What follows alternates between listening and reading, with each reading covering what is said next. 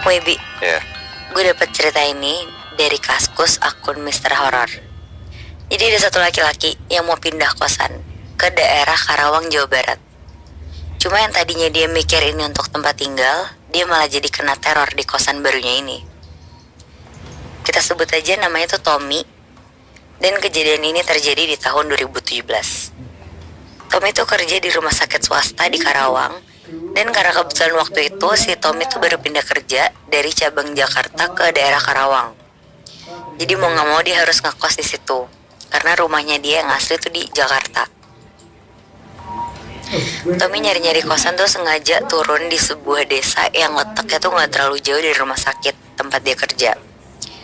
Karena kata temennya di daerah situ tuh banyak kos-kosan yang murah. Sambil nyari kosan, Tommy ketemulah sama kayak warung kopi gitu. Di situ dia tuh pesan kopi sama gorengan. Akhirnya dia ngobrol-ngobrol lah sama pemilik warung yang ternyata si pemiliknya itu juga warga di desa itu. Dan kata si penjaga warungnya ini, di ujung desa ini tuh ada kos-kosan murah. Akhirnya si Tommy disuruhlah ke sana. Nah, setelah dari warung itu, Tommy nyoba nih nyari kos-kosan yang dibilang sama penjaga warung tadi. Siapa tahu dia mikir masih ada kamar yang kosong. Akhirnya pas dia udah mulai masuk ke desa itu, kayak jarak 100 meter dari warung yang tadi, si Tommy tuh disambut sama pintu masuk gang yang diapit sama 2 pohon beringin gede gitu. Dan pas lagi jalan, si Tommy tuh ketemu sama bapak-bapak. Ditanyalah sama dia, "Pak, tahu ada kos-kosan yang di ujung desa nggak?" Di situ bapak-bapak itu cuma nunjukin tangannya ke satu jalan yang lurus. Terus dia tuh nggak ngomong apa-apa lagi. Nah akhirnya nggak pakai pikir panjang, si Tommy ngikutin lah jalan yang ditunjuk bapak-bapak ini. Sekitar jam 5:30 sore, Tommy baru nyampe nih ke kos-kosan itu. Dan yang aneh pas diperhatiin, di tempat itu tuh jarak kos-kosan sama rumah warga tuh lumayan jauh. Kayak terisolir gitulah tempatnya. Posisinya tuh di pojok.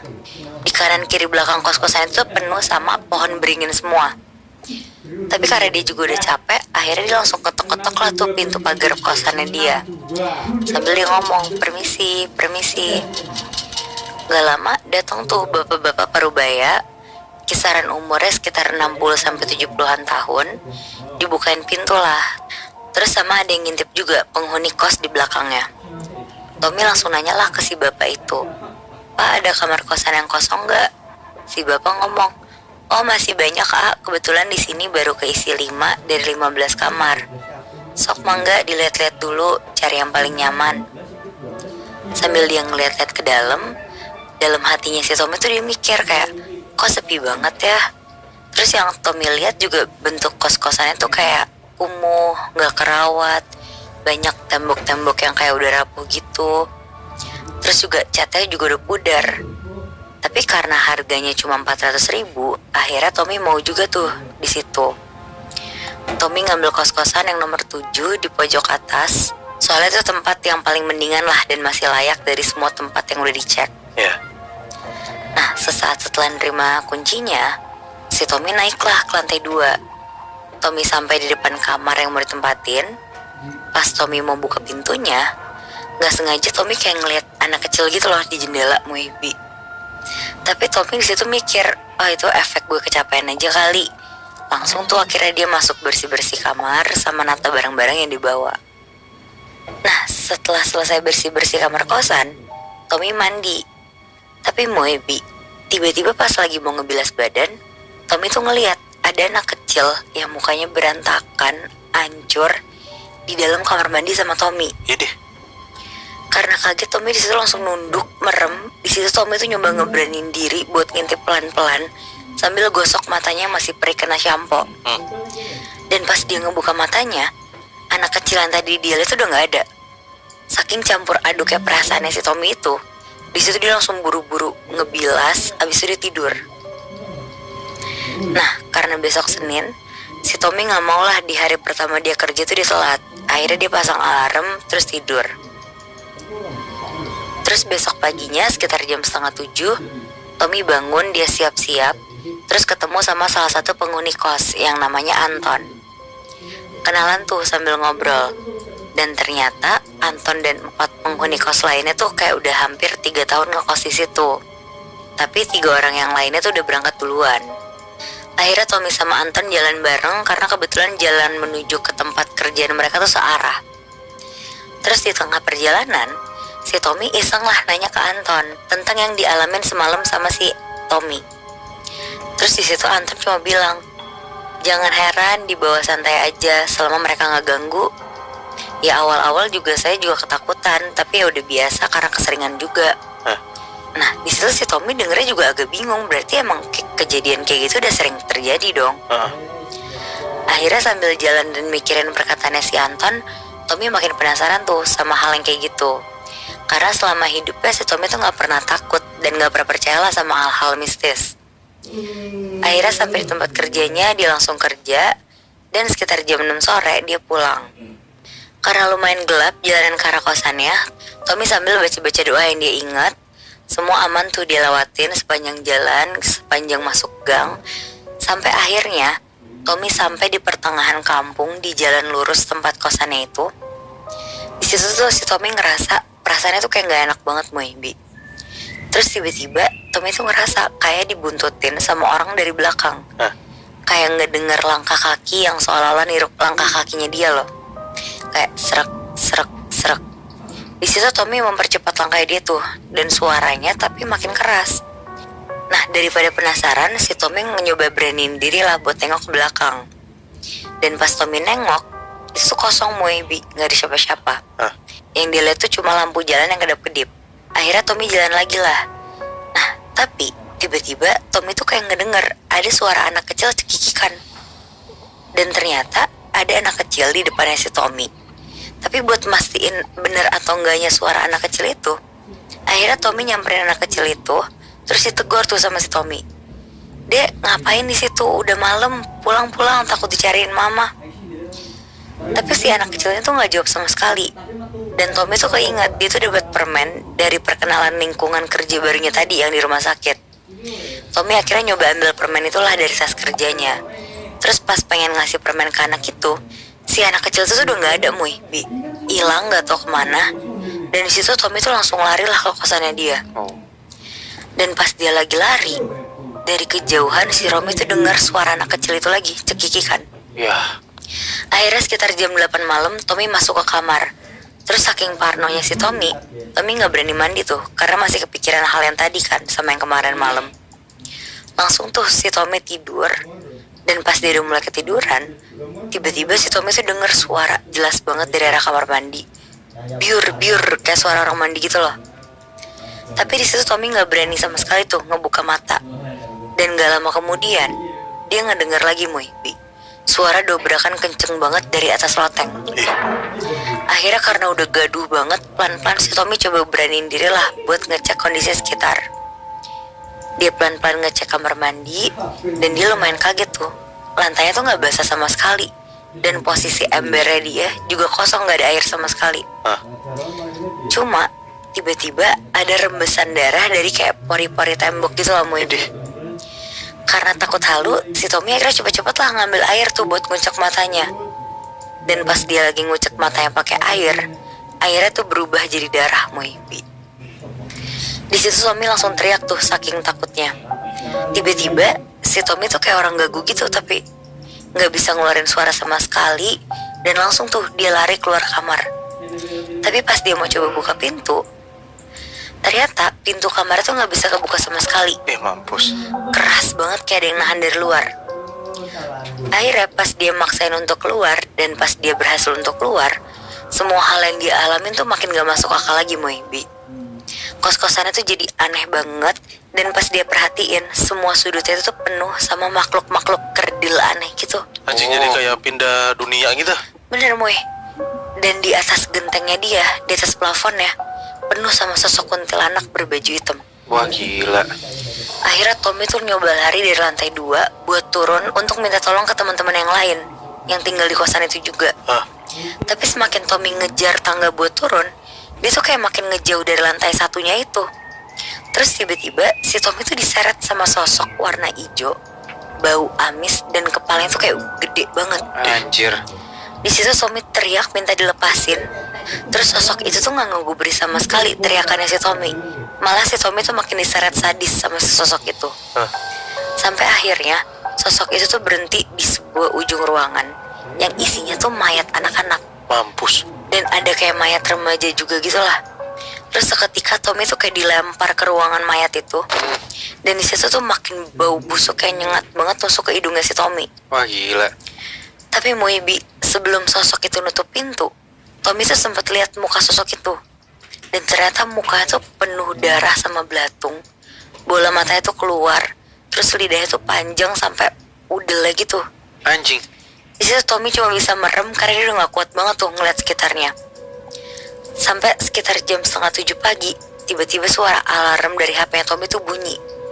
Tommy kebangun, dan di situ tuh dia sadar kalau itu tuh kayak cuma mimpi doang. Anjing, serem banget mimpinya, Moy. Oh, Di situ badannya dia tuh basah kuyup karena keringetan.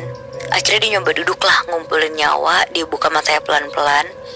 Dan sebenarnya dia tuh masih bingung banget, tapi dia harus cepat-cepat mandi kan buat berangkat ke kantor. Tapi ada yang bikin dia kaget banget, Muhibi.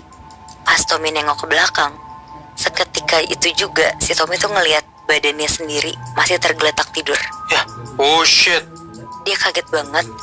Dan dari luar kamarnya si Tommy sih dengar teman-teman kosan ini tuh udah rame ngegedor-gedor pintu kamarnya si Tommy. Hah?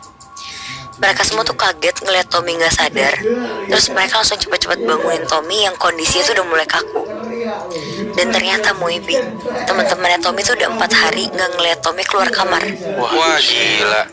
Tapi yang lain tuh masih nggak percaya kalau Tommy tuh kayak udah mati gitu loh ibaratnya. Mereka inisiatif buat bawa Tommy ke rumah sakit terdekat. Nah, Tommy yang ternyata masih Rogo Sukmo, dia tuh ngeliat teman-temannya ngangkut badan Tommy dan nurunin anak tangga pelan-pelan. Sedangkan di sisi lain, Tommy tuh lagi-lagi dikasih lihat sosok yang nyeret-nyeret dia semalam itu yang di mimpinya dia. Gila. Dan sosok itu tuh di atas genteng terus-terusan natap teman-teman Tommy yang lagi berusaha nolongin si Tommy. Tapi anehnya, itu tuh cuma Tommy yang bisa ngeliat sosok yang nyeremin itu. Tapi Muibi, tiba-tiba tuh ada petir yang nyamber di atas pohon. Terus tiba-tiba suara petir ini tuh berubah ke bunyi alarm handphone yang tiba-tiba jam 6:30 pagi lagi. Wah, gila. Di situ Tommy kebangun lagi. Dia nyoba duduk dari tidur dan dia coba ngumpulin nyawa lagi. Akhirnya pas dia udah mulai sadar, dia pelan-pelan melek kayak dejavu gitu loh rasanya Moibi. Sampai akhirnya Tommy tuh sadar kalau ini tuh baru hari kedua dimana dia tuh baru pindah dan mulai ngekos di sini. Hah? Berarti kasarannya selama ini yang dia lakuin itu di mimpi tapi kayak beneran. Iya bener Moy. Dan gak cuman panjang, itu jadi kayak mimpi di dalam mimpi gak sih? Iya bener. Dia tuh mimpi, terus dia tuh kebangun. Terus pas dia kebangun, ternyata itu mimpi lagi. Jadi dia tuh mimpi di dalam mimpi. Iya sih, Aji, gokil banget. Hancur.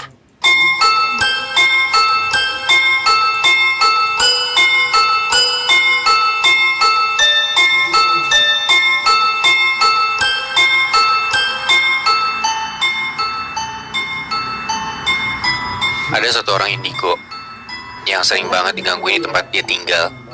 Dan saking penasarannya, dia mau cari tahu nih, siapa sebenarnya penunggu yang ada di tempat tinggalnya dia ini. Ini ceritanya diambil dari Kaskus. Akunnya namanya tora.white89877. Kita sebut aja namanya Tora ya. Jadi ceritanya Tora ini baru pindah ke Depok Margonda dan dia baru nyewa ruko murah untuk dijadiin kantor agensi PH gitu. Oke. Karena setelah sebulan lebih di dunia entertainment, Tora ngerasa ada peluang nih buat cari duit selain ikutan syuting. Nah, Tora kerjasama bareng PH yang cukup besar buat nyediain figuran buat mereka. Nah, karena kantornya di Margonda Depok dan lebih dekat ke lokasi syuting, si Tora ini putusin buat tinggal di kantor itu aja. Setelah Tora tinggal di sana, tiap malam Tora tuh sering dapat kejadian aneh, Nat, Moy. Tora selalu ngerasa ada yang lewat di sebelahnya dia. Dan selalu ngerasa kayak ada sosok perempuan yang berdiri di luar jendela ngeliatin Tora lagi tidur. Oke. Jadi ruko yang Tora sewa, rukonya itu ada 6 unit dan 2 lantai. Disewain beda-beda antara lantai 1 dan lantai 2. Jadi totalnya ada 12 unit tuh. Di lantai 2 lebih murah nih harganya. Jadi Tora ambillah yang ada di lantai 2, salah satu dari unit itu. Di Di lantai bawah udah full orang sewa semua, tapi di lantai 2-nya cuman ada Tora sendiri, yang lain masih pada kosong. Jadi dari 6 space itu cuma satu tempat nih yang diisi. Dan itu diisi sama si Tora ini. Tiap malam Tora selalu ngerasain hal aneh kayak gitu tuh. Kadang pas Tora lagi lelap tidur, kedengeran ada suara orang buka keran air di WC, dan kedengeran ngocor air tuh di WC itu. Cuman pas Tora bangun dan ngecek ke WC, rupanya nggak ada apa-apa. Dan nggak ada air yang ngocor sama sekali. Kadang-kadang juga pas Tora lagi nyenyak tidur, ada yang narik bantalnya tuh. Dan itu kejadian tiap malam, Nat, Moy. Cuman karena udah kebiasaan dari kecil sering banget dapet kejadian aneh, ya Tora jadinya cuek-cuek aja sama hal kayak gini. Karena emang dia indigo anyway gitu. Selama 2 minggu Tora ngalamin hal aneh kayak gitu, dan itu tiap malam, Nat, Moy. Lu bayangin aja, lu tiap malam lagi tidur nyenyak, bantal lo ada yang narik. Nyebelin kan? Kayak di teror gitu ya? Lumayan bisa dibilang gitu. Nah, suatu hari nih, ada teman syuting Tora, 2 orang cowok, datang ke kantornya Tora ini. Terus Tora ajak nginep lah di tempatnya dia. Pas besok paginya nih, salah satu temannya Tora ngomong, "Tor, besok gue nggak mau lagi lah tidur di sini." "Loh, kenapa emang?" kata Tora gitu. Temannya Tora bilang, "Tempat lo angker. Semalam gue nggak bisa tidur. Berasa kayak ada yang lewat gitu bolak-balik. Terus dari luar jendela kayak ada orang ngeliatin ke dalam gitu." Oh, berarti bukan Tora doang yang ngerasain ya? Nah, Tora bilang tuh, "Yang lo rasain cewek ya yang ngeliatin dari luar jendela itu?" "Iya benar," kata temennya. "Emang sih selama gue tinggal di sini tiap malam tuh gue ngerasain hal aneh kayak gitu." Nah, temennya Tora bingung. "Lah, terus lo nggak takut, Tor? Berani banget lo tidur di sini sendirian kayak gitu." "Ah, bagi gue mah udah biasa hal kayak ginian. Dari dulu gue sering banget dapat kejadian kayak gini. Ya, udah biasa. Nah, gue sekarang cuekin aja kalau misalkan ketemu hal-hal kayak gitu." Dan sehabis kejadian itu, Tora pun mikir jadinya, bener ada setan perempuan di kantor ini berarti. Karena bukan cuma Tora yang ngalamin kan. Temen Tora yang Tora ajak nginep juga ngerasain hal yang sama. Iya benar. Iya, di situ lebih nguatin keyakinan Tora lah. Kalau emang berarti bener nih, ada sosok perempuan yang tiap malam gangguin Tora. Cuman ya, Tora cuek aja. Dan by the way, gue bilang tadi Tora ini indigo kan? Iya. Nah, cuman indigonya tuh agak unik, Nat, Moy. Ntar gue kasih tau ya kenapa. Setelah malam itu, hari-hari Tora tuh ngalamin kejadian yang sama. Sampai makin kebiasa tuh dia. Dan setelah 1 bulan berlalu, di satu malam, ada lagi nih temen Tora yang datang ke kantornya. Namanya si Yogi dan ceweknya Resti. Mereka juga temen syutingnya Tora nih. Dan Tora juga ngajak mereka nginep di situ. Dan mereka pun mau. Dan sama, kayak temennya Tora yang sebulan lalu tuh. Pagi-paginya, setelah si Yogi sama Resti ini bangun, Yogi cerita kalau dia tuh digangguin. "Wah, Tor, tempat lo nih angker banget.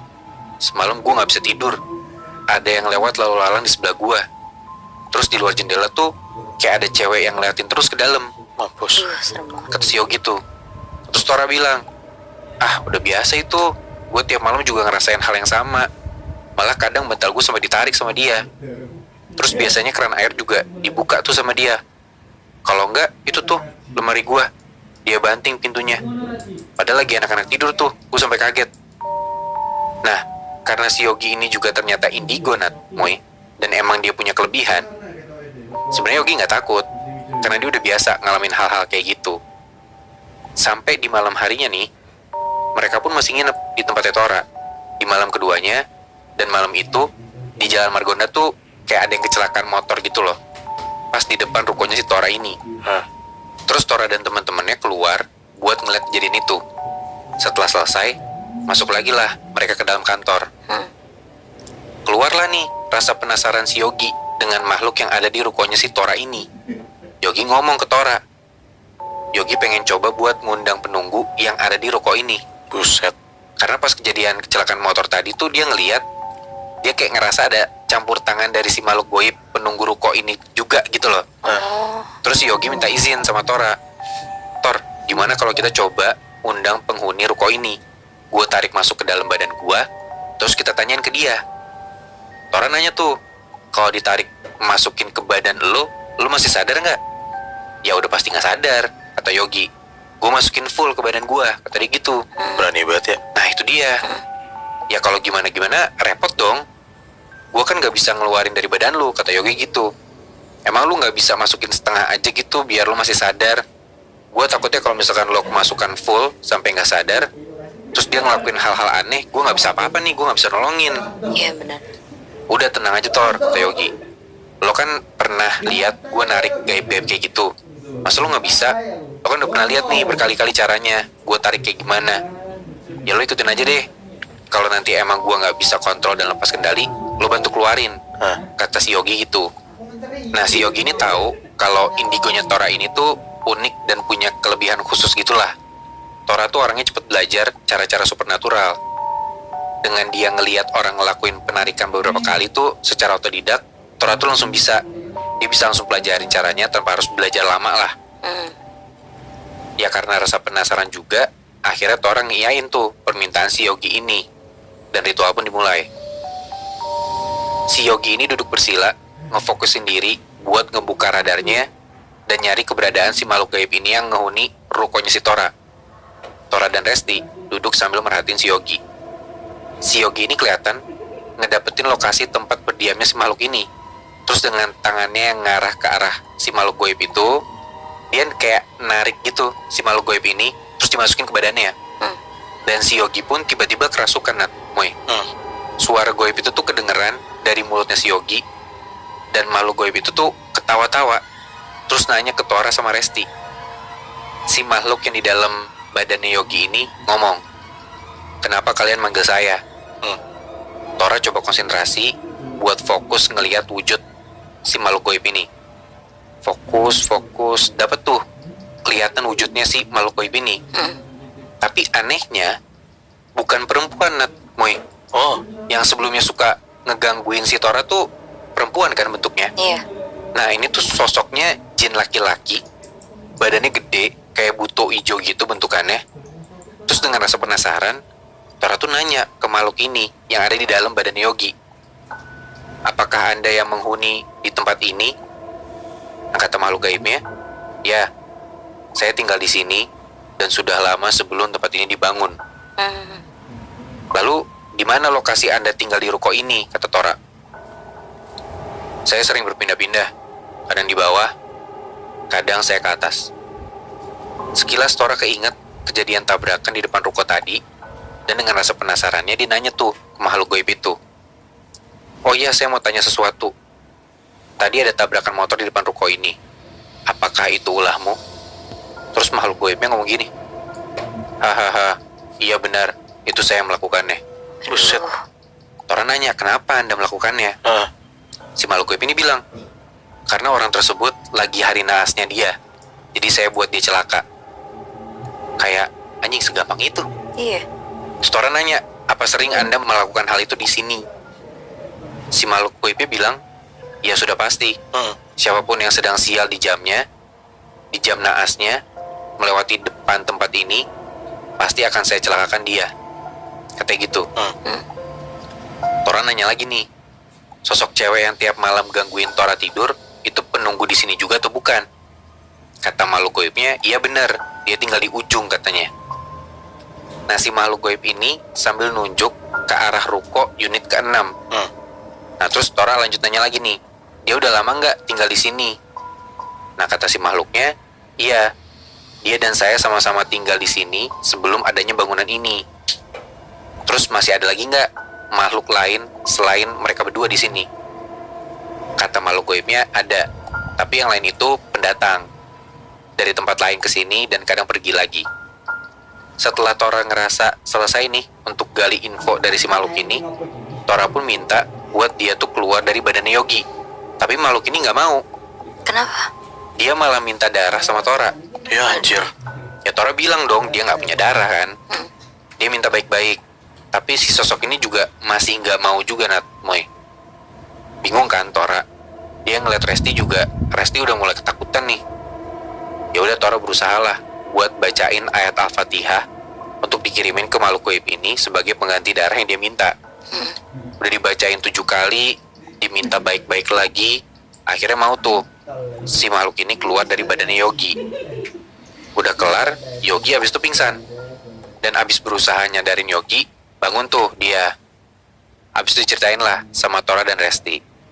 Udah kelar cerita, mereka tidur aja tuh di situ. Dan setelah kejadian itu, sama kayak yang sebelum-sebelumnya Nat, Moy. Tiap malam, Tora masih juga digangguin sama si makhluk cewek itu. Cuman ya udah dicuekin aja sama Tora. Lagian dia nggak bisa ngapa-ngapain juga kan. Sampai di satu ketika, Tora kenalan sama satu cewek di lokasi syuting. Dan di hari kedua setelah Tora kenalan sama cewek ini, Tora ngajak si cewek ini tuh main ke kantornya dia habis syuting. Cewek ini pun mau main ke tempatnya Tora, sampai nginep juga di kantornya. Ya hal yang sama dialamin juga nih sama si cewek yang Tora ajak kenalan itu. Besok paginya, si cewek ini cerita hal yang sama. Sama kayak apa yang dirasain sama teman-teman Tora sebelumnya. By the way ini namanya Ratna ya. Nah Tora cuma bisa nenangin Ratna aja tuh, biar dia gak usah takut. Tora bilang aja sama dia gak apa-apa, karena tiap malam juga Tora ngalamin hal yang sama, dan biasa aja. Tora ngomong kayak gitu biar Ratna tuh mau nginep lagi di tempatnya. Ya rada-rada jahil juga dia ya. Dan malam berikutnya pun Tora ngajak si Ratna buat nginep lagi di tempatnya. Awalnya karena Ratna takut, gak mau tuh, tapi ya digoda-godain tuh sama si Tora. Maulah akhirnya. Nah pas malam itu, tiba-tiba rasa penasarannya Tora tuh muncul lagi. Dia kayak penasaran sama sosok cewek yang sering gangguin dia. Dan Tora tiba-tiba mikir buat coba minta si Ratna jadi mediasi untuk tubuhnya si Ratna ini bisa dimasukin sama si sosok cewek. Aduh. Nah karena Tora udah ngeliat teman-teman yang ngelakuin penarikan gaib, jadi Tora pengen coba apa bener nih Tora juga bisa narik makhluk gaib gitu dimasukin ke tubuhnya orang. Tora minta izin ke Ratna buat mau dijadi mediasi. Ya orang digituin pasti nggak mau kan ya? Iyalah, Nginep di tempatnya udah takut, apalagi ya dijadiin mediasi gitu. Cuman lagi-lagi Tora ngerayu-ngerayu dan akhirnya mau tuh si Ratna. Mulailah Tora minta si Ratna ini buat duduk, bersila, konsentrasi. Tora minta ke Ratna apapun yang dirasain jangan dilawan, diikutin aja. Nurut tuh Ratna. Dan Tora juga mau mulai konsentrasi buka radar untuk ngecek keberadaan si sosok cewek ini tuh ada di mana. Setelah Tora nemuin sosok cewek ini, Tora angkat tangan kanannya, terus Tora tarik tuh. Kayak seakan-akan dia narik makhluk ini masukin ke badannya Ratna. Dengan setengah yakin kalau itu tuh bakal berhasil. Karena ini kali pertamanya nih, Tora ngelakuin hal kayak gini. Tapi rupanya beneran. Ratna ini langsung kerasukan, Nat, Moy. Suara si Ratna tuh langsung berubah, kayak suara kuntilanak ketawa gitu loh. Hihihihi. Langsung kayak gitu. Serem banget. Bulu kuduk Tora tiba-tiba merinding. Cuman Tora coba buat tetap beraniin dirinya buat komunikasi sama si cewek ini.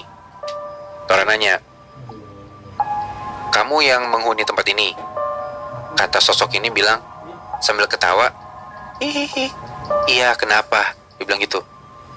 Merinding tuh Tora di situ. Tapi dia tetap beraniin dirinya nanya lagi ke hantu cewek ini. "Terus bener, kamu yang tiap malam gangguin saya tidur, narik-narik bantal saya, terus nyalain keran air dan banting-banting pintu lemari saya?" Nah sosok cewek ini sambil ketawa pun dia bilang bener. "Kenapa kamu gangguin saya?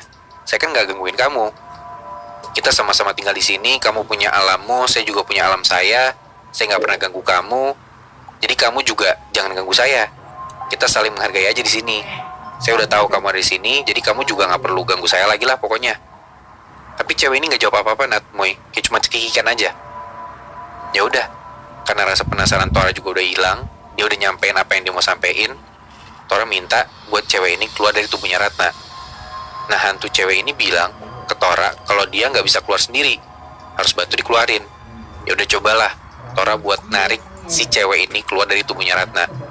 Untungnya bisa ditarik keluar dan Ratna pun habis itu pingsan.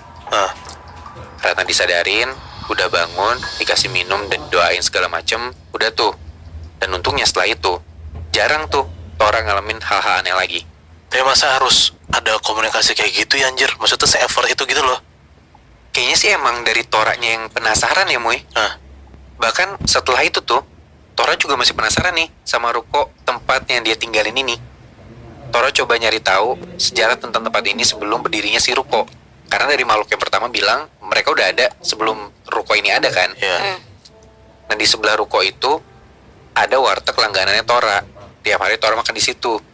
Tora coba tanya-tanyalah ke pemilik si warteg ini.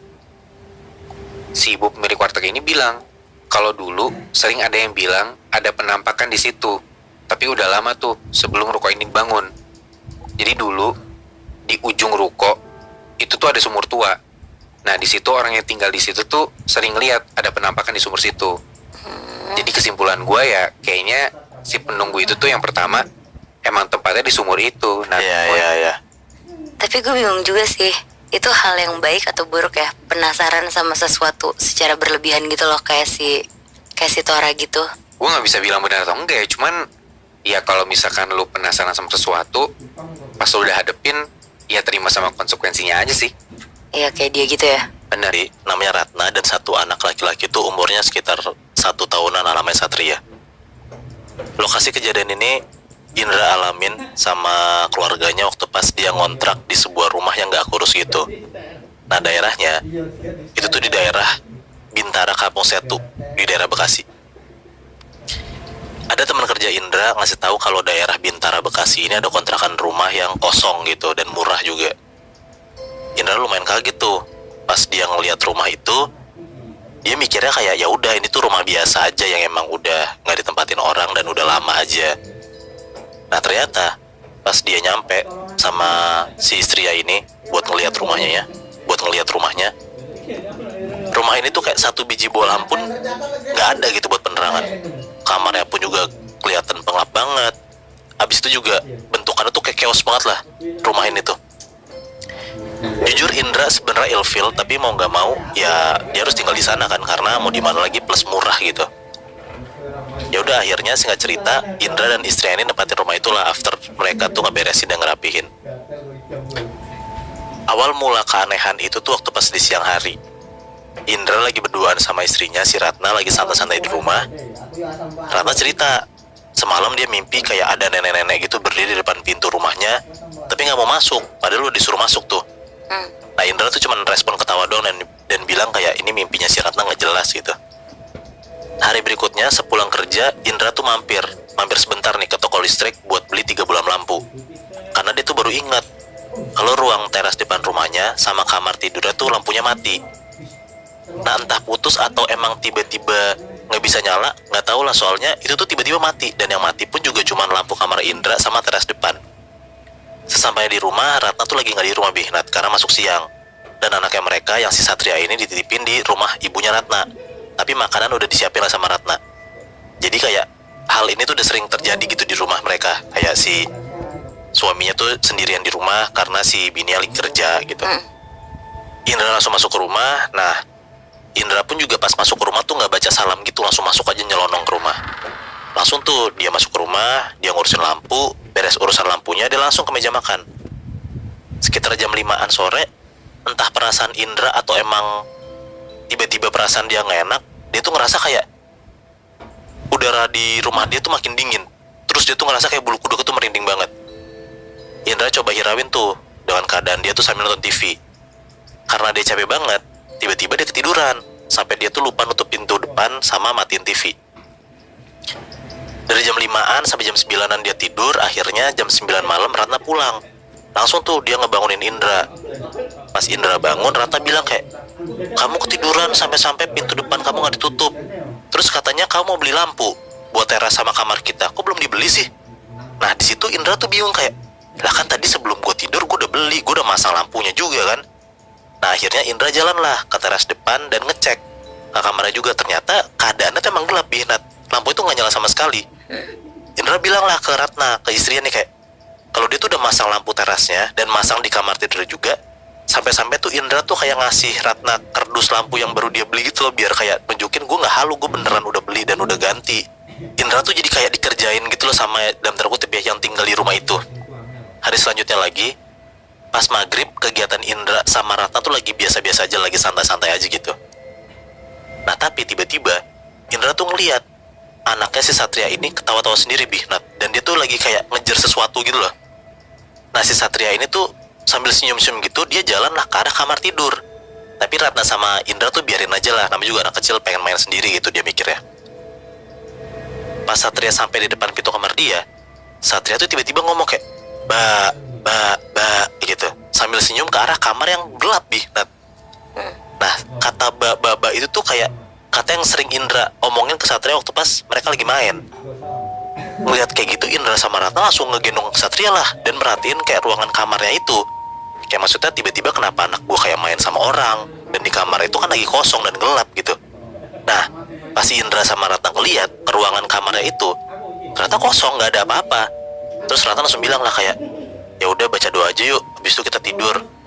Nah, pas si Ratna bilang kayak gitu, Indra tuh jadi kayak paham lah, oh berarti emang ini ada sesuatu dan dia nggak mau ngebahas sekarang. Nah, after kejadian itu, Indra tuh bener-bener penasaran banget lah sama kejadian-kejadian aneh di rumahnya, dan dia tuh ingat kata tetangga kalau di dekat rumah dia tuh ada kayak orang pinter gitu Bi. Nah, namanya Pak Badin sebut aja. Singkat cerita, si Indra cari tahu lah tuh rumah Pak Badin dan langsung pergi ke rumahnya si Pak Badin ini. Ketemu Pak Badin, Indra cerita tuh dari A sampai Z masalahnya tentang rumahnya inilah ke si Pak Badin ini. Pak Badin bilang kalau rumah Indra emang ada yang nunggu dan mereka tuh termasuk kayak penunggu yang jahil. Terus dia bilang kayak dia tuh mau ngasih tau lah tempat-tempat di mana mereka tinggal si sosok-sosok ini. Ditanyalah sama Indra kayak di mana aja Pak emang mereka tinggalnya. Pak Badin sebutin tuh. Yang pertama, di gerbang masuk rumahnya, di situ tuh ada pohon jambu di depan terasnya. Nah, ada di sana. Terus yang kedua, di sebelah kiri rumah mereka ada kayak bangunan rumah tapi udah hancur. Ada banyak di sana. Terus juga di kamar Indra ada, dan itu tuh yang paling lama tinggalnya. Terus di dekat kamar mandi yang sampingnya ada gudang, itu juga ada. Dan sosok itu tuh lagi dipelihara sama orang. Pulang dari sana, pas Indra sampai rumah, Indra langsung nanya ke Ratna kayak, Ratna nih pernah ngerasain hal-hal aneh nggak selama dia tinggal di rumah itu? Nah, sebenarnya Ratna tuh udah lama ternyata pengen cerita ke Indra, tapi takut Indra kepikiran. Karena si Indra juga udah nanya ke Ratna, ya udah akhirnya Ratna ceritalah apa yang terjadi, apa yang dia alamin. Jadi pernah Ratna ngalamin sesuatu pas Ratna pulang ke rumah, dan dia tuh kayak lagi liar-liar gitu Bi, nah kayak kecapean gitu, tiduran gitu kan. Dia jadi kayak nggak tahu lah ini mimpi atau bukan. Jadi posisinya Ratna tuh masih di kasur, dan tiba-tiba Ratna tuh ngelihat di depan dia nih pas dia lagi tiduran ada kayak sosok tinggi dan badan tuh gede banget Bi, nah warnanya hitam. Sosok itu tuh bener-bener di depan Ratna, tapi Ratna nggak bisa ngelihat bagian kepalanya, soalnya kayak dia tuh tinggi banget sampai ngelebihin langit-langit atap rumahnya mereka gitu loh. Ratna berusaha baca ayat kursi tapi sulit banget buat ngucapin karena kayak berat banget gitu rasanya. Sosok itu cuma diem doang dan gak gerak sedikit pun. Terus cerita lainnya nih, jadi pernah Ratna tuh lagi bikinin kopi buat Indra. Ratna bilang kalau misalnya kopi yang dibuatin itu buat si Indra udah ditaruh di atas karpet depan TV. Selang beberapa detik, abis si Indra denger si Ratna ngomong kayak gitu, Indra masuklah ke dalam. Indra langsung lihat ke arah karpet itu. Dia nggak ngeliat sama sekali ada kopi. Indra manggil Ratna lah, kayak kopinya mana, nanya gitu kan. Gak lama Ratna dateng, Indra ngeliat kalau Ratna itu lagi ngebawa kopi buat si Indra. Nah, di situ tuh ngeliat kayak gitu, Indra tuh langsung takut lah. Kayak dia sadar kok berarti yang dia dengar tadi itu tuh bukan suara istrinya, orang lain gitu. Indra langsung nyeletuk lah, kayak nyeletuk sendiri nih, dibilang, ya nggak apa-apa kalau kalian suka kopi minum aja, nanti biar saya dibuatin lagi sama istri saya. Itu kan malamnya ya, mereka tidur lah tuh. Nah, paginya nih subuh-subuh, 4:30 pagi, Indra sama Ratna lagi tidur tuh. Tiba-tiba ada suara kayak prang gitu, kayak ada benda kaca gitu pecah. Indra sama Ratna kaget lah karena denger ada suara itu dan kebangun tuh langsung dari kasurnya dan ngeliat ke bawah kasur gitu. Begitu dilihat, ternyata yang pecah itu Bi, nah, itu tuh adalah gelas kopi yang kemarin disiapin buat Indra. Jadi kan sebelum Indra tidur, dia kan kayak ngenyek tuh, yaudah minum aja kopinya, saya dibuatin lagi kopi buat istri saya. Nah, paginya dia denger kalau tiba-tiba yang pecah itu tiba-tiba banget ada kopi yang dia minum kemarin, gelasnya pecah depan dia. Wow. Terus Moy, abis itu kejadian apa lagi? Sebenarnya masih banyak banget Bi, Nat, cerita-cerita aneh dan kejadian aneh di rumah mereka nih. Nah, kayaknya gue bakal ceritain kejadian itu di malam berikutnya, karena kalau misalnya di malam ini nggak bakal selesai. Akan ada beberapa tamu spesial di bulan depan. Bisa jadi sosok yang kamu tahu atau bahkan diri kamu. Kirimkan segera ceritamu ke email scarythings.indo@gmail.com atau ke Instagram dan TikTok kami @scarythings.indo. Kami tunggu.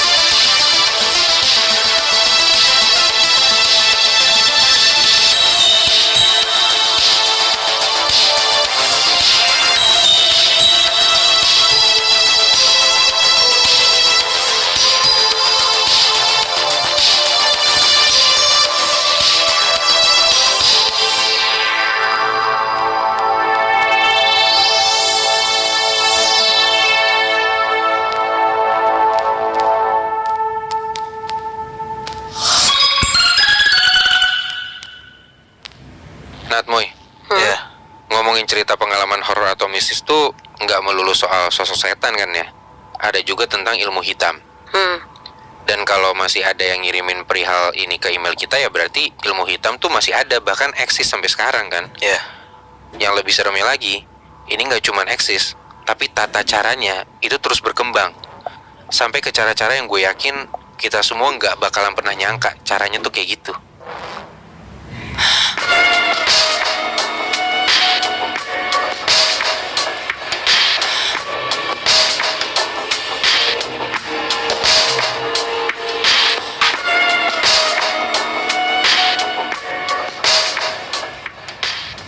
Ternyata bener Bi, yang kata lo tadi.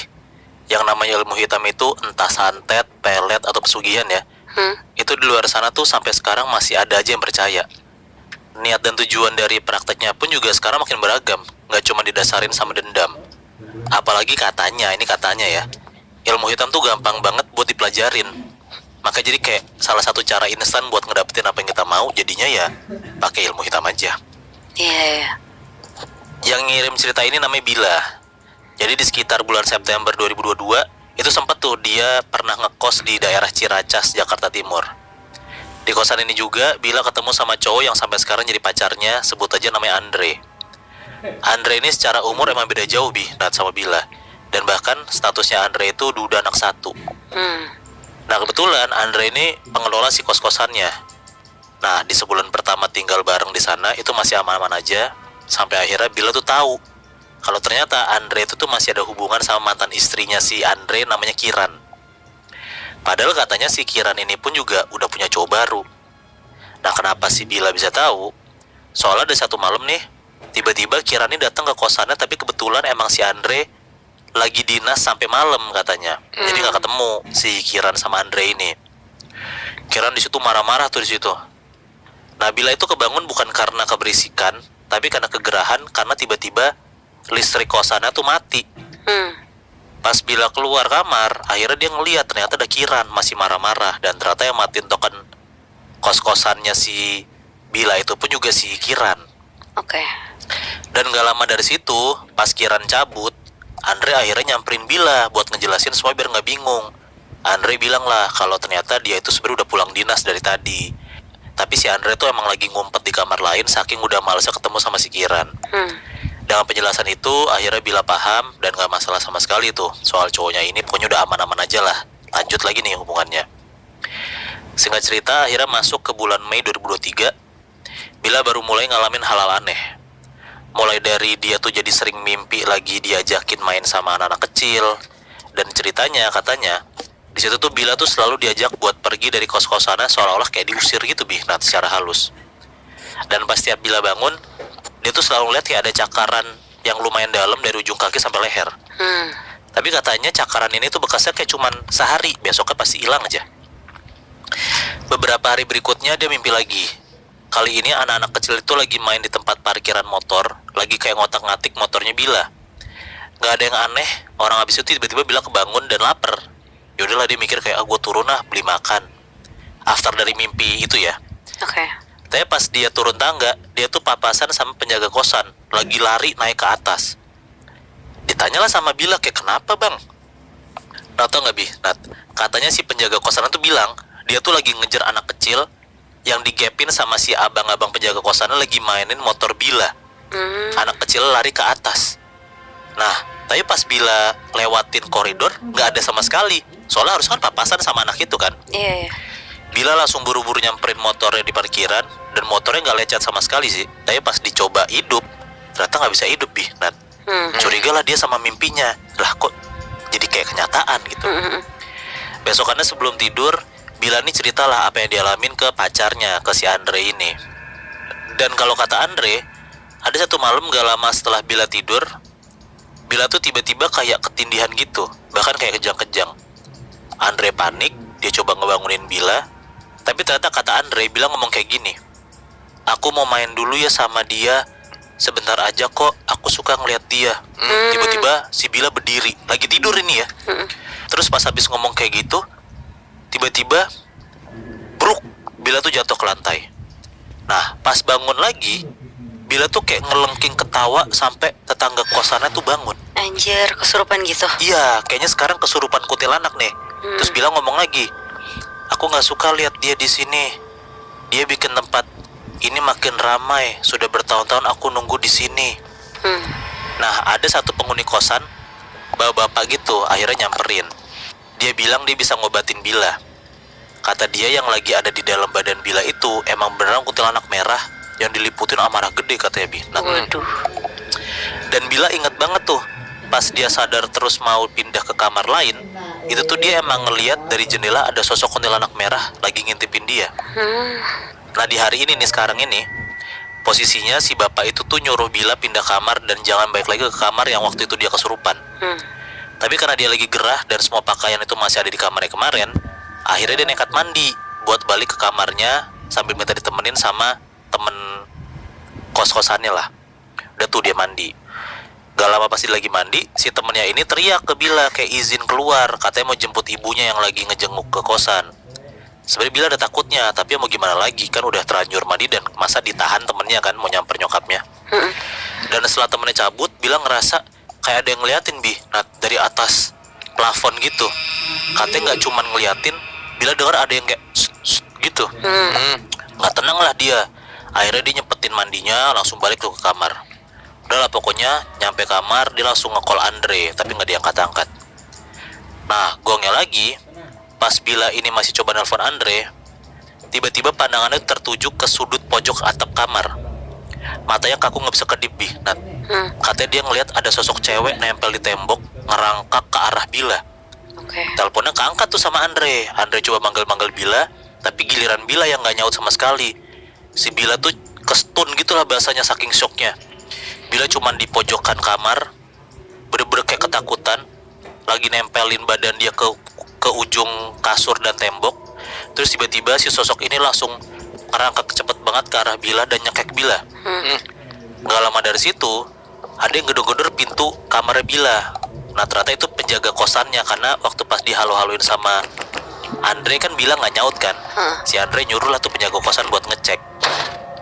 Nah, pas didobrak sama penjaga kosannya Bila dan akhirnya kebuka, kata penjaga kosannya ini, Bila tuh ditemuin udah megangin lehernya sendiri kayak nyekek diri sendiri gitu, Bi. Anjir. Sambil ketawa-tawa, sambil lidahnya dia itu digigit sama giginya dia. Pokoknya tuh chaos banget lah kesurupan di hari itu. Semua anak kosan jadi pada keluar ngebantuin ngedoain Bila bareng-bareng. Dan dari saran salah satu penghuni kosan, akhirnya tuh Bila dibawa berobat ke daerah Ciawi. Sebut aja ketemu sama orang namanya Abah Ruli. Di sana Bila tuh beneran diruqyah, dan dia tuh bisa ngerasa banget kalau ada yang ketarik dari badan dia, dari ubun-ubunnya gitu. Selesai itu dia disuruh cuci muka pakai air khusus, dan pas pulang dibekelin kayak semacam pasir halus gitu, Bi. Nah, ternyata usut punya usut, Bila ini dapat kiriman dari Banten. Pas denger itu, Andre langsung paham siapa nih yang ngirim cewek gua nih gitu. Yang ngirim itu Andre bilang itu Kiran, yang waktu gue ceritain itu tuh mantan istri si Andre.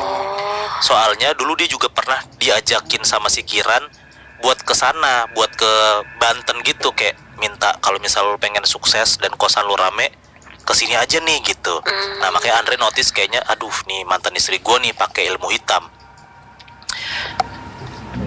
Terus Abah Ruli juga bilang kalau ini bener kiriman cewek yang pernah bareng Andre. Dia sakit hati, makanya pengen ngelukain Andre, tapi yang kena malah Bila. Nah si Kiran ini diam-diam nabur sesuatu yang goib di depan kamarnya Andre. Intinya habis dijelasin ini, mereka langsung balik ke kosan dan fix lah pindah kamar. Dan tahu nggak Bi, Nat? Pas lagi beberes mau masukin pakaian ke kamar barunya ini, Bila tuh ngeliat kayak ada semacam botol bening berisi kain putih, bubuk hitam sama kayak besi gitu. Sama ada paku-paku kecil juga. Takutnya di kamar barunya ini pun juga udah jadiin target kan sama si Kiran ini. Iya. Dia ngomong ke Andre dan detik itu juga langsung dibakar tuh sama Andre. Alhamdulillah gak kejadian apa-apa lah sama si Bila ini. Nah tapi pas kondisi udah mulai balik normal, kita lompat di tahun 2023 November, Bila tuh mutusin buat balik lagi ke kamar yang dulu. Dan dia tuh sempat beberapa kali katanya ketindian Bi, Nat.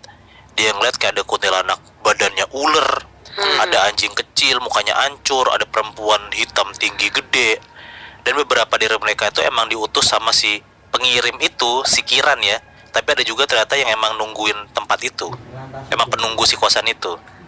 Nah karena katanya orang yang pernah kena santet itu tuh kebuka mata batinan tanpa dia sadar dan mancing sosok-sosok buat nampakin diri ke orang itu, Bi, Nat. Nah makanya akhirnya si Bila itu jadi bisa ngeliat sosok-sosok yang ada di kosannya. Oh gitu. Sumpah, tapi menurut gue si Kiran itu ngirimin sesuatu tuh nggak selesai-selesai gitu ya. Maksudnya waktunya panjang banget untuk dia ngirimin gitu loh. Iya, saking sakit hatinya kali ya sama si Andre. Iya. Gue masih kebayang lagi kesurupannya sampai sekeos nyekek dan ngegigit lidah sendiri. Itu menurut gue anjir. Kalau lu terjadi hal itu ke lu ya, wah itu chaos banget tuh.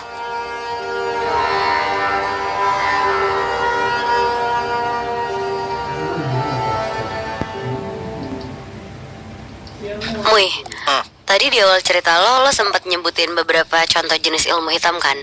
Ada santet, pesugihan, pelet, terus masih banyak lagi.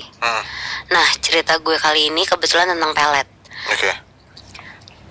Suatu hal yang rasanya tuh gak masuk akal, tapi ternyata ini tuh bukan sekedar gangguan biasa. Tapi ini tuh jadi sesuatu yang pelan-pelan masuk ke hidup si pengirim cerita ini.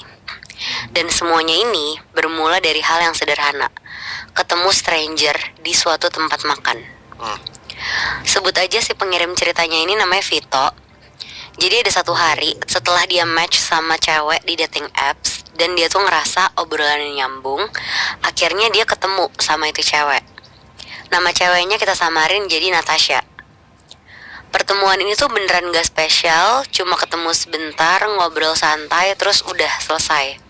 Bahkan si Vito aja tuh gak begitu inget sama mukanya si Natasha di hari itu.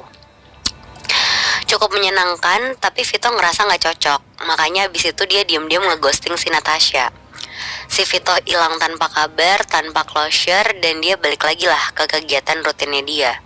Kerja, nongkrong, balik, gitu-gitu aja.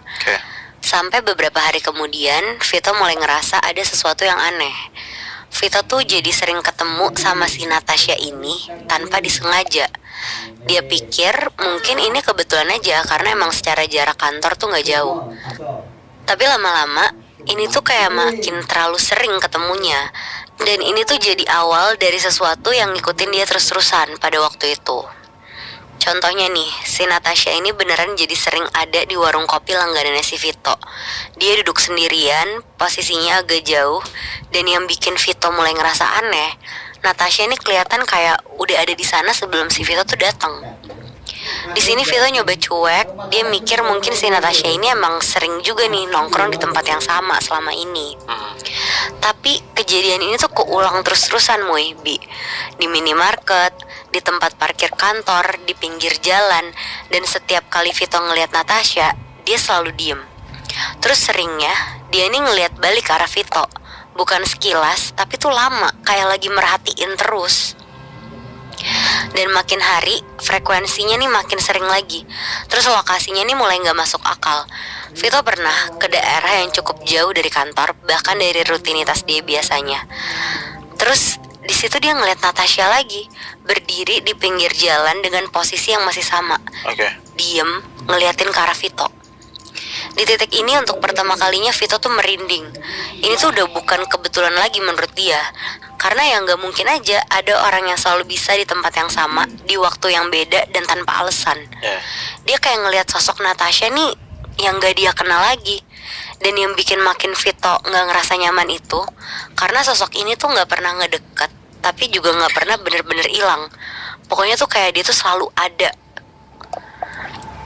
Awalnya Vito nggak terlalu merhatiin mukanya Natasha, tapi makin sering dilihat, Vito mulai sadar ada yang berubah. Mukanya Natasha ini mulai kelihatan lebih pucat. Bukan pucat yang karena capek atau kurang sehat ya, tapi pucat yang aneh gitu. Matanya kayak kelihatan cekung, terus senyumannya sama, tipis tapi kayak dipaksa gitu senyumnya. Dan ada satu momen yang bikin Vito nih bener-bener gak nyaman.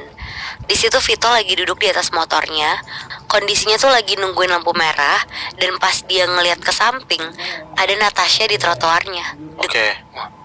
Deket banget, jaraknya tuh mungkin cuma 2-3 meter aja. Di sini Natasha nggak kedip, nggak gerak, dan senyumnya kali ini lebih lebar dari sebelumnya, Muibi. Tapi ya anehnya, pengendara lain tuh kayak nggak ada yang ngeliat dia gitu. Orang di situ Vito sampai diklaksonin berkali-kali gara-gara jadi bengong karena ngeliat dia. Dan sadar nggak sadar, ini semua tuh bikin Vito jadi stres. Tanpa ketemu orangnya aja, di kepala dia tuh udah langsung kebayang mukanya yang makin lama makin creepy itu. Terus Vito tuh nyoba buat ngehindarin si Natasha. Dia cobalah ganti tempat nongkrong, ubah rute perjalanannya dia. Tapi tetap aja tuh si Vito nih masih ngeliat dia. Sampai akhirnya gangguan itu tuh masuk ke level yang beda. Jadi ada satu malam, Vito nih pulang kerja sekitar jam 1 pagi. Masuk kamar, dia ngerasa ada yang aneh. Dan pas Vito ngeliat ke arah jendela, di situ ada Natasha lagi berdiri di luar jendela dan terbang. Soalnya emang gak ada balkonnya di situ. Jadi fix banget ini tuh emang bukan Natasha. Dan barusan ini tuh cuma awal dari segalanya, Muibi. Gangguan nih makin parah. Dan sekarang Natasha mulai berani muncul di dalam rumahnya Vito. Badannya tuh lebih kurus dari sebelumnya, lebih tinggi, dan gak proporsional kayak badan ketarik gitu. Ini tuh bukan halu, tapi si Vito ini pernah nyoba buat meremin mata, terus melek lagi. Tapi sosok ini tuh masih ada di rumahnya dia. Puncaknya nih, satu malam Vito kebangun dari tidurnya dia. Dan tahu nggak Natasha ada di mana? Dia persis berdiri di samping kasurnya, Vito bisa ngelihat mukanya lebih jelas lagi. Kulitnya tuh retak, matanya kosong, dan senyumnya ini makin panjang, bahkan sampai kayak ngebentuk lingkaran gitu. Dia sedikit nunduk ke arah Vito, kayak emang pengen ngeliatin Vito dari deket gitu. Di situ Vito bener-bener panik dan dia tuh sadar ini tuh bukan sekedar gangguan. Ini tuh sesuatu yang emang nempel di badan Vito. Dan Vito sekarang tuh udah nggak tahan lagi. Akhirnya dia mutusin buat pulang kampung. Kebetulan tempat dia tinggal sama kampung halaman tuh lumayan jauh, jadi dia masih pede lah. Mungkin sosok Natasha ini tuh nggak mungkin sejauh itu. Dan begitu sampai, dia langsung nyeritain semuanya ke keluarganya dia. Tanpa banyak nanya, keluarganya langsung bawa Vito ke Ustadz. Dari situ dia baru tahu kalau kemungkinan dia ini tuh kena pelet. Dan sosok yang dilihat selama ini itu tuh emang bukan sepenuhnya manusia. Itu sesuatu yang dikirim buat ngikat si Vito. Terus singkat cerita, proses pembersihannya selesai. Beberapa hari setelah itu, semuanya benar-benar hilang. Vito udah gak pernah ngeliat Natasha lagi, mau itu sosoknya atau orang aslinya juga. Tapi walaupun begitu, sampai sekarang ada satu hal yang gak pernah hilang dari kepalanya Vito. Itu tuh tatapannya Natasha, Muibi. Cara dia ngeliat Vito yang seolah-olah tuh dari awal emang udah milih si Vito ini. Dan jujur, misalnya Vito nih, waktu itu telat sadar dikit aja. Mungkin sekarang dia gak cuma hidup sendirian, tapi dia hidup sama sesuatu yang gak akan pernah bener-bener pergi. Ya, gue serem banget lagi dengernya, kayak saking obsesnya cewek sampai pelet itu gue baru denger, Biasa kan peletnya kita tidur mimpi-mimpin si cewek itu gitu. Iya, bener. Ini masa ngelihat dimanapun kapanpun ada si cewek itu, gila. Dan yang tadi Nadila bilang juga, ya masa sampai seumur hidupnya, anjing, kasian banget.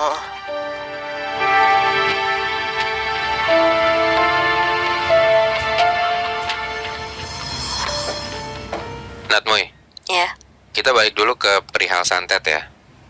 Tadi kan di awal kita sepakat kalau ilmu hitam kayak gini tuh ternyata sekarang beneran udah merambah ke tempat-tempat atau kota-kota besar yang bisa dibilang modern kayak Jakarta.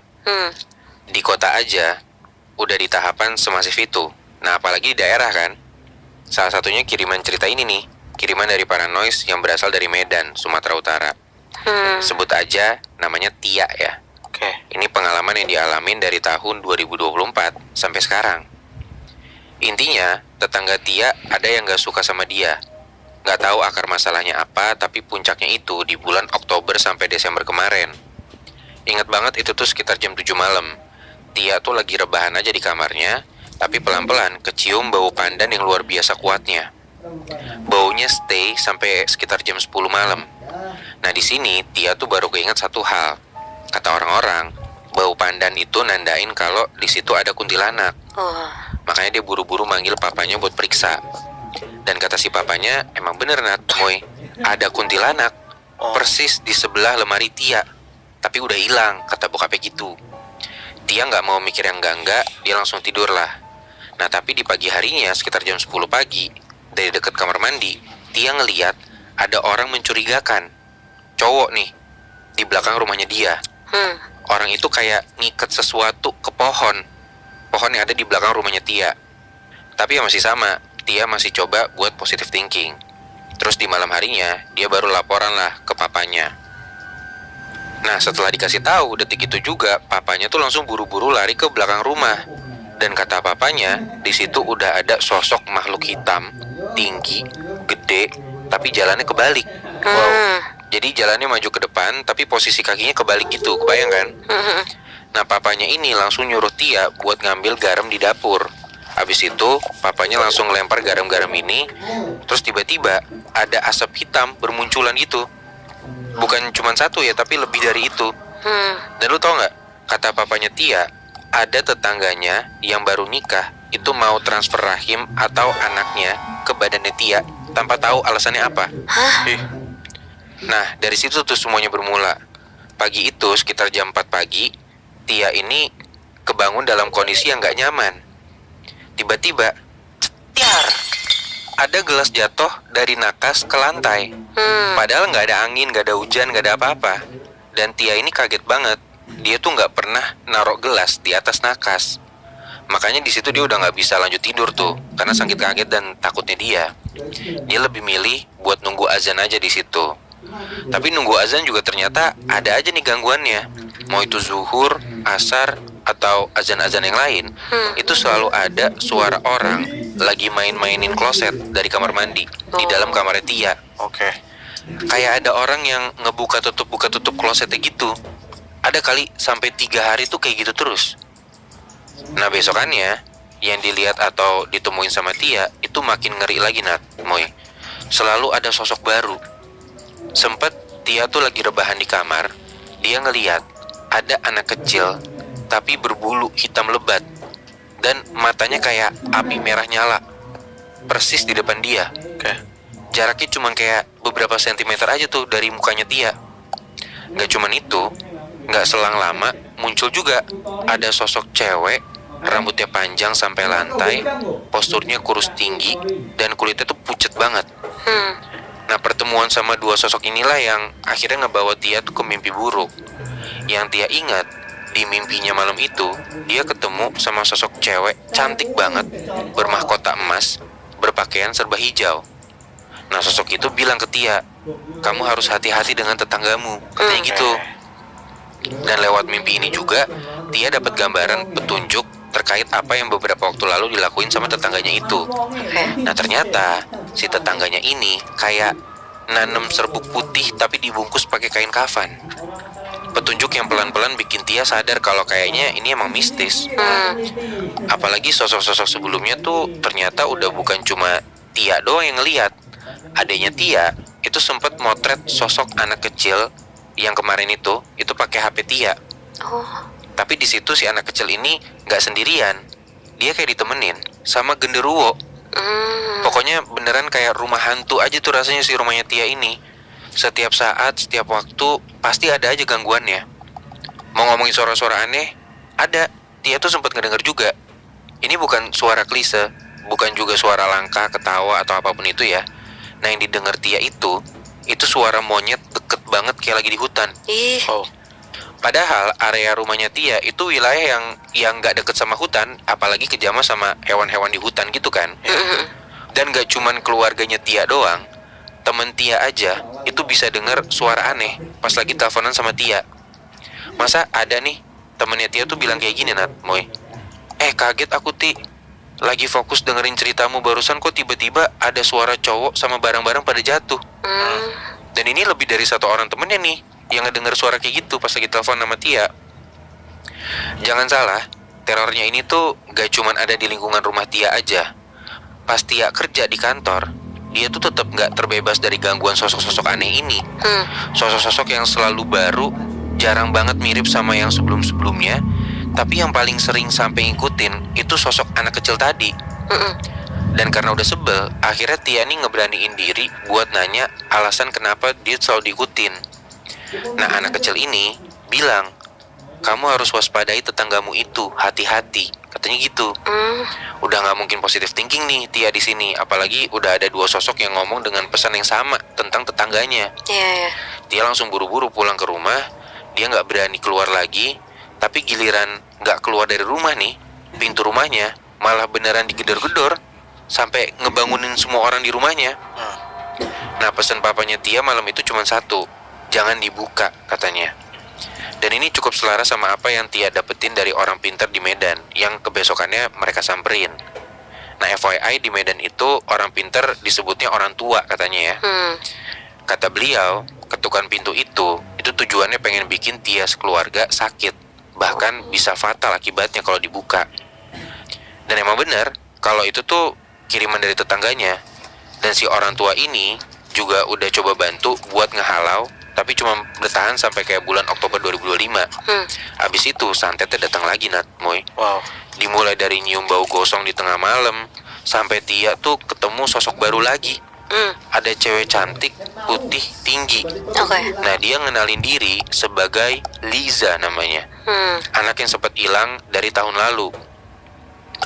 Pokoknya dengan semua gangguan ini, Tia akhirnya langsung ngehubungin salah satu temennya. Sebut aja namanya Fitri ya. Kebetulan ibunya tuh ustazah, bisa juga jadi tukang ruqyah. Dan ibunya Fitri ini ngasih cara, campurin air sama garam, terus bacain ayat kursi plus surat Al-Baqarah. Tia nurut aja tuh buat ngelakuin itu semua. Dan atas seizin Allah, malam itu juga dia kayak langsung dapat petunjuk lewat mimpi. Di mimpinya kali ini, Tia tuh ketemu sama tetangganya itu. Dia lagi duduk di teras rumahnya yang posisinya di sebelah kiri rumah Tia. Nah, di situ Tia mau nyamperin buat balas dendam. Tapi kayak ada yang nahan niatnya Tia gitu. Di situ Tia juga dengar ada percakapan yang bilang kayak gini. Kayak mana kita mau ambil rumah dan hartanya kalau dia, atau Tia maksudnya ya, kalau dia aja belum kita musnahkan. Kita musnahkan dulu lah anak itu, baru ambil hartanya. Toh orang tuanya bisa dibodohi. Kayak gitu. Pokoknya semua tuh bikin bingung aja, soalnya tetangganya ini bukan saudara, cuman kok bisa-bisanya terobsesi buat menguasain harta keluarga Tia gitu kan. Iya. Bahkan sampai cerita ini gue baca ini ya, mereka masih berusaha buat nyelakain atau bahkan sampai ngebunuh Tia. Sampai nyoba gitu ya buat ngebunuh Tia. Tapi alhamdulillahnya sampai sekarang Tia masih berdiri kokoh. Dan pelan-pelan gangguan di rumahnya pun udah mulai hilang. Wah, gila. Tapi gue penasaran sih, kenapa spesifik harus Tia gitu tetangganya yang diincar? Atau emang si Tia yang paling kaya atau gimana ya? Bisa jadi sih. Cuman gue malah yang penasarannya kenapa Tia dibanding orang tuanya atau ya adiknya gitu kan. Iya, benar-benar. Makin banyak aja ya ilmu-ilmu hitam yang kita ceritain yang menurut gua ya ini masih baru pertama kita bacain, Nat. Kayak baru gue denger kan Nadila yang ada ilmu hitam doppelganger gitu kan. Iya. Lu juga ada ilmu hitam yang dikirim sama si orang itu sosoknya beda-beda mulu gitu. Iya, masalahnya maksudnya kalau ngomongin ilmu hitam pasti tuh banyak yang ngira ini tuh cara lama dan maksudnya di modern masa masih ada sih gitu kan. Iya, benar-benar. Dan mungkin bisa jadi ilmu hitam makin lama makin ke-upgrade gitu kan. Itu maksud gue, kalau misalkan lu nih Paranois punya gitu ya satu cerita yang wah ini kayaknya di modern ada ilmu hitam baru gitu loh dalam tanda kutip ya. Iya. Coba kasih tahu kita dong.